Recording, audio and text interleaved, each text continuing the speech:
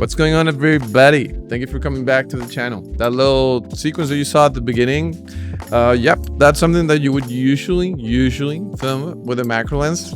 But to my surprise, even I didn't. I actually filmed it with a filter, with a little filter that I think I'm gonna start calling the macro killer. It's not a macro killer, but it's something that's very handy, and I actually just got it in the mail. And the only reason why I didn't have it before is because I didn't know it existed. I actually got an ad on Instagram and I purchased it automatically. In no means is this video sponsored. It's just such a good product. I wanted to talk about it, so let's get into it. If you've seen any movie by David Fincher, you know that he's a huge fan of those like extreme macro sequences to kind of like that he uses almost as a storytelling device.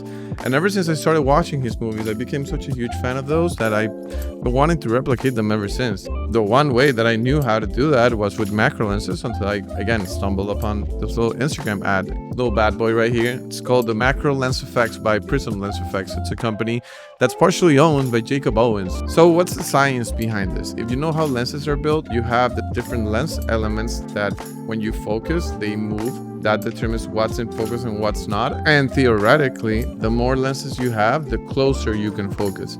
So essentially what this little guy does, it bypasses that by adding elements in front of the lens to essentially compensate for the distance in which it cannot focus, right? For example, like that little sequence that I filmed, I actually filmed it with this lens right here.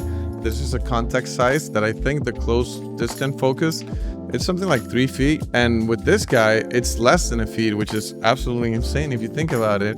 The main difference between this and a macro lens is that since the filter can't really move, you can't change focus, and that's where macro lenses will always be king. Picture you are filming something and then you need to get the macro shot, and then you have to switch lenses for this one specific thing. If you know anything about film, changing lenses takes forever. If you literally just need to do like a quick insert, you can literally do it with the same lens. It's this fast. Check it out. Like, I'll do it live just so you guys could see.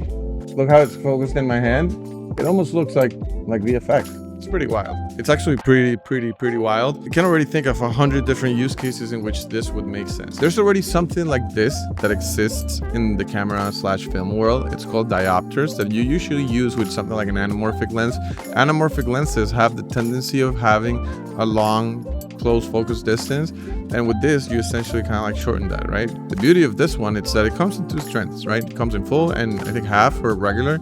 And it gets you pretty damn close and at a fraction of a price, right? Usually our diopters will come in like +1, +2, +3. And in this case, it's just full or regular. I don't know if you can really see it in this footage right here, but there's another beautiful quality about this filter. It's that it has like such a soft fall off around the edges. It's almost like a focus vignette, but it gives it a really nice quality, which makes it again very natural looking. And in this specific case, I filmed this footage with a vintage lens with a contact size, which is a film camera lens, and those two combined make it seem like it was literally shot with a macro lens from back in the day at a fraction of a price. For this little filter right here, I paid $75.